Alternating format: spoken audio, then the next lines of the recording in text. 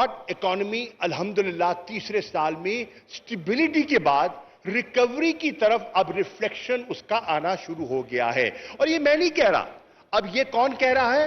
World bank कह रहा है, मैं नहीं कह रहा, ये ब्लूमबर्ग कह रहा है, मैं नहीं कह रहा, ये इकोनॉमिस्ट कह रहा है। ये वो इदारे हैं जो आपकी और मेरी बोली नहीं बोलते, वो अपना तज्जिया पेश करते हैं, उनके अपने एनालिसिस होते हैं। और वो क्या कह रहा है? वो कह रहा है कि आज पाकिस्तान की जो जीडीपी ग्रोथ है, it is touching 5.37%। Now sir, मुस्लिम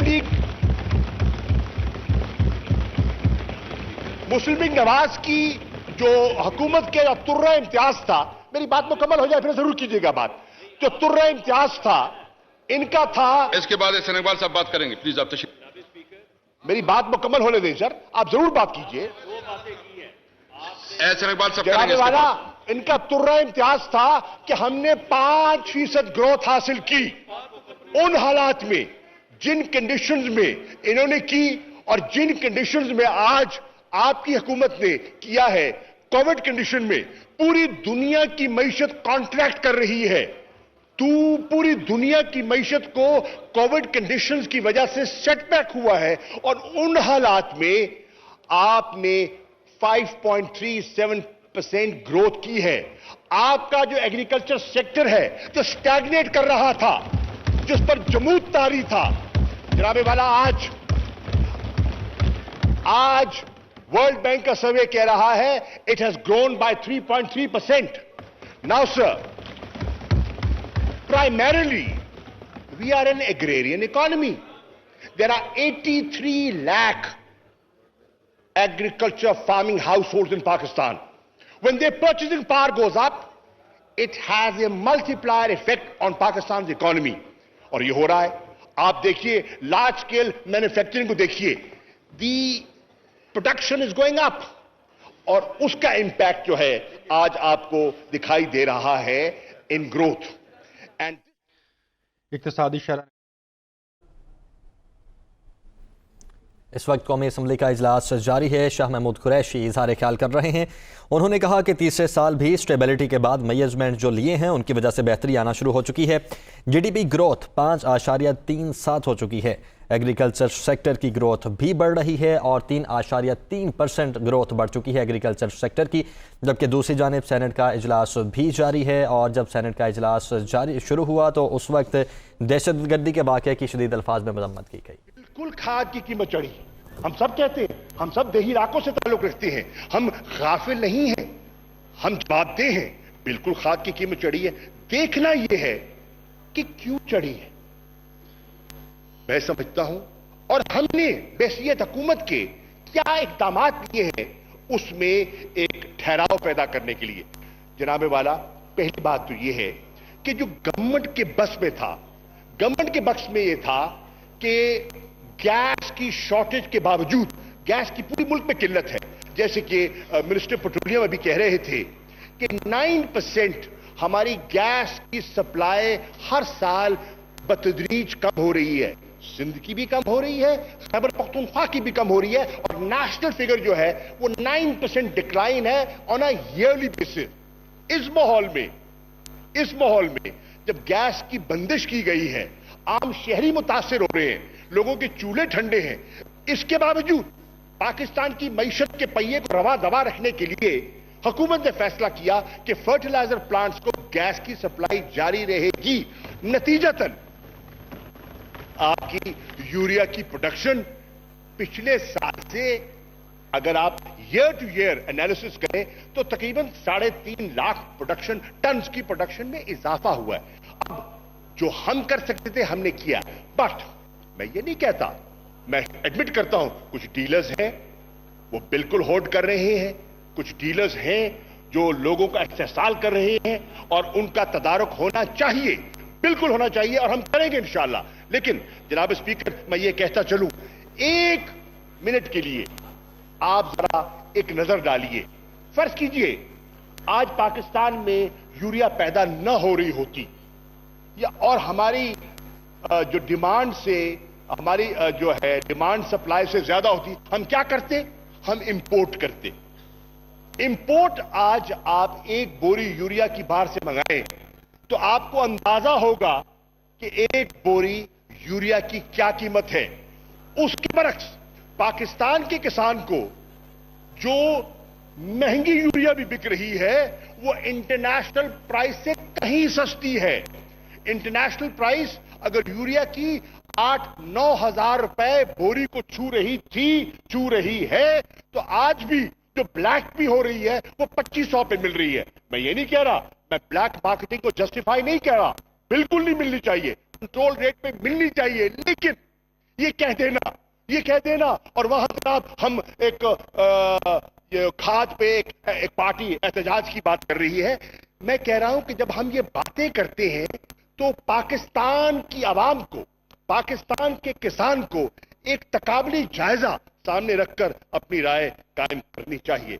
जनाबे वाला, मैं ये भी कहता चलूं कि ऑपोजिशन जरूर तनकीद करे, हम सुनेंगे, लेकिन जहां कोई मुस्बत बात हो जाए उसका एतराफ करने में, जब इन्होंने एक मुस्बत बात की, मैंने on the floor of the house उसको एडमिट कर रहा हूं। जब हम कहते हैं, दुनिया कहती है कि रिकॉर्ड एक्सपोर्ट्स हुई हैं और आपके जमाने में एक्सपोर्ट स्टैग्नेट कर रही थी, उसका जिक्र नहीं करेंगे। जब आज सारे माहिरीन कह रहे हैं कि पाकिस्तान की रिमिटेंसेस रिकॉर्ड हुई है पिछले माली साल में, उसका जिक्र नहीं करेंगे। जब सब कहते हैं कि हमारी जो टैक्स कलेक्शन है उसमें खातिर खा बेहतरी आई है, उसका जिक्र नहीं करेंगे। तो फिर लोग कहते हैं कि ये एनालिसिस सियासी है, हकायक पर मबनी नहीं है। और यकीन जानिए, पाकिस्तान की आवाम सादा जरूर हो सकते हैं, शायद पढ़े हुए ना हो, पढ़े हुए जरूर हैं, और वो सियासी बसीरत रखते हैं और वो तराजू में रख के तोड़ना जानते हैं कि क्या हकीकत है। जनाबे वाला, बिल्कुल आज मैं एक और बात एडमिट करना चाहूंगा on the floor of the house. इस वक्त हमारा चैलेंज है महंगाई, हमारा चैलेंज है। हम सब मुंतखब होकर आए हैं, कौन महंगाई से गाफिल होगा? मैं ईमानदारी से कहता हूं, हमारा चैलेंज ऑपोजिशन नहीं है, हमारा चैलेंज महंगाई है। मैं एडमिट कहता हूं, ये 100 जतन कर ले, ये 100 जतन कर ले, हमारे यकीन जानिए हमें कोई घबराहट नहीं है। हम सियासी अंदाज में इनका मुकाबला करने की अहलियत रखते हैं। महंगाई चैलेंज है, अब उसका हमने तदारुक करना है, हमें क्या करना चाहिए, हम क्या कर रहे हैं, मैं उसके बारे में अर्ज करना चाहता हूं। लेकिन ना घबराएं,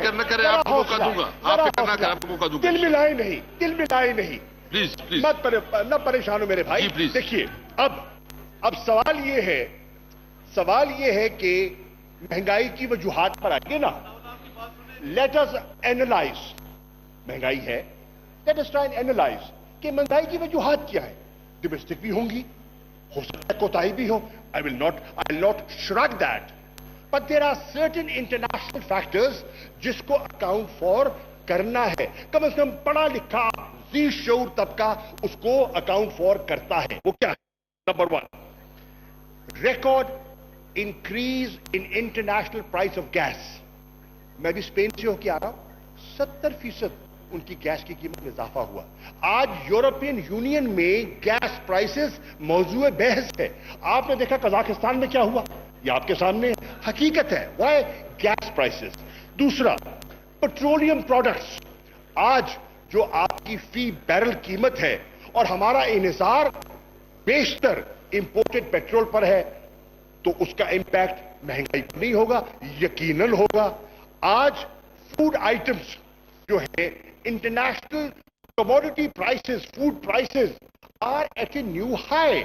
अब उसको देखिए, for example, give you example, घी की कीमत चढ़ी हुई है, वजूहात क्या है? पाम ऑयल की कीमत देखिए, पाकिस्तान पाम ऑयल इंपोर्ट करता है, हम इंडोनेशिया से करते हैं, बेशतर कुछ मलेशिया से भी करते हैं। आज जो पाम ऑयल की कीमत है इंटरनेशनल, वो कहां है? उसका इंपैक्ट जब इंपोर्ट करेंगे तो इंपैक्ट क्या महंगाई पे नहीं होगा? यकीनन होगा। इसी तरह आप देखें कि जो कोविड की वजह से जो 2 साल से चल रहा था और अब 5th वेव से हम 2-4 हैं, जो सप्लाई चेन की डिस्ट्रप्शन हुई है ग्लोबली, उसका इंपैक्ट जो है डिमांड सप्लाई में जो आया है, जो इम्बैलेंस क्रिएट हुआ है, उसका जो महंगाई पे असर पड़ा है वो आपके सामने है। और इसके साथ साथ मैं आपको उसका एक बैरोमीटर बताता हूं। इस वक्त अभी यूएन की WTO वर्ल्ड टूरिज्म ऑर्गेनाइजेशन ने एक फिगर शाया किया है कि सन 2020 में जो इंटरनेशनल ट्रेवल है और जो इंटरनेशनल रेवेन्यूज हैं from tourism, they have gone down by 73%। Why 73%? अब कोई इंपैक्ट था ना, मैं बात खत्म कर रहा हूं सर, ना घबराएं। अब क्यों वो कॉन्ट्रैक्शन हुई है जनाबे वाला? फिर कहते हैं पाकिस्तान का जो रुपया है उसकी हैसियत खो गया, डिप्रिसिएशन हुई। बिल्कुल हुई जनाब स्पीकर। आइए मैं इस हाउस की तवज्जो दिलवाना चाहता हूं, इसी कोविड कंडीशन में तुर्की की 44.5% डिप्रिसिएशन हुई है। क्या हम उसके जिम्मेदार हैं? क्या हम उसकी मिसमैनेजमेंट हमने की है? अर्जेंटीना 17.3% डिप्रिसिएशन हुई है, क्या हमारी मिसमैनेजमेंट है? कोलंबिया 12.9%, क्या हम जिम्मेदार हैं? जापान 9.1%, क्या हम जिम्मेदार हैं? यूरोपियन यूनियन 6.8%, क्या हम जिम्मेदार हैं? Now these are international global factors that they have to be catered in. लेकिन इतना हौसला नहीं है, इतना हौसला हमारी ऑपोजिशन में नहीं है कि अगर पाकिस्तान की डेट टू GDP रेशो में बेहतरी आई है और वो गिरकर from 83.3% it has come down to 71.3%, वो नहीं कहेंगे, वो नहीं बोलेंगे। अगर आज कैफियत यह है कि इंटरनेशनल आदाद और शुमार के मुताबिक पाकिस्तानी की per capita income from $1457 per capita, if it has gone up to $1666 per capita, उसका फिक्र नहीं करेंगे। सांप सूख जाता है, सन्नाटा तारी हो जाता है। पाकिस्तान के लिए खुश हो, ये पाकिस्तान की आवाम की बेहतरी है, पर कैपिटा इनकम पाकिस्तान का बेहतर हो रहा है। जनाबे वाला मैं बात खत्म करता हूं। मुझे पता है मुझे पता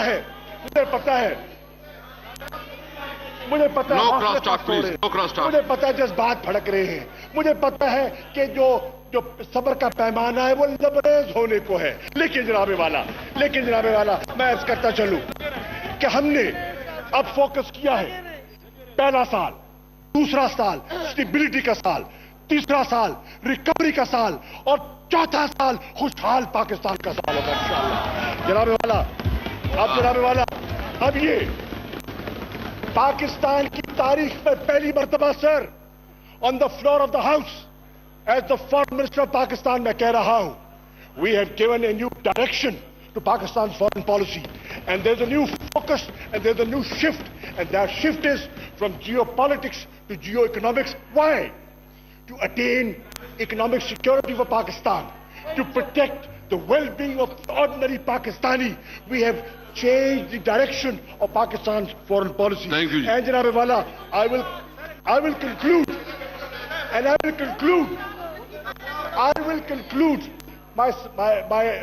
my speaker, I will conclude that हमने आप सब बताएं, एक तरफ मेरी जमात कहती है बोले, आप जो हुक्म करें। नहीं, टाइम का बस अभी टाइम हो गया जी, प्लीज।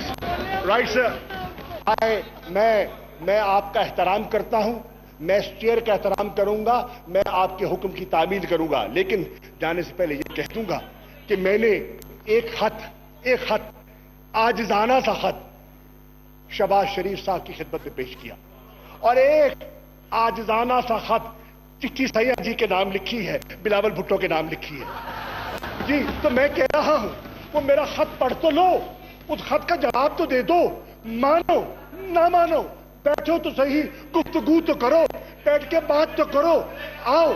इतना हौसला तो होना चाहिए, इतना हौसला तो होना चाहिए। जब पाकिस्तान के वफाक की बात करते हैं, जब पाकिस्तान के वफाक की बात करते हैं। Thank you. बैठ जाओ भाई, बैठ जाओ, बैठ जाओ अपनी जगह पे, बैठ जाए अपनी, बैठ जाए रफीउल्लाह। मुझे तरीका आता है फिर बैठने के लिए। आप तशरीफ रखें, आपको आप तशरीफ रखें प्लीज। मुझे पता है, प्लीज आप अपना लबाल, आप रफीउल्ला हाथ से ना बढ़े प्लीज। आप बैठे प्लीज, बैठ जाओ जी। वाइंड अप करें प्लीज, वाइंड अप करें प्लीज। जनाब स्पीकर, मुझे मालूम है कि सफों में खिलबिली मच गई है। मुझे मालूम है ये अगर इस तरह बात करता है तो निकालो उसको। परेशानी लाहक हो गई है। मुझे मालूम है परेशानी लाहक हो गई है। इसको अगर इस तरह बात करेंगे मैं निकालूंगा तुम्हें। आपकी बात को आप बैठ जाओ करते हुए प्लीज। कहता आपको हूं, कहता हूं बैठ जाओ। पाकिस्तान के लोगों, बैठ जाए प्लीज। मत परेशान हो। हाथी के दांत दिखाने की और चबाने की ओर। इसको लेके आओ, सिक्योरिटी वालों को लेके आओ। ये सिंध के बारे में जो कॉलिंग अटेंशन में कुछ अल्फाज जो है मैं उसको हज़फ करता हूं। मतरूका सिंध इस्तेमाल किए गए, उनको हज़फ किया जाए। जी एहसन इकबाल साहब।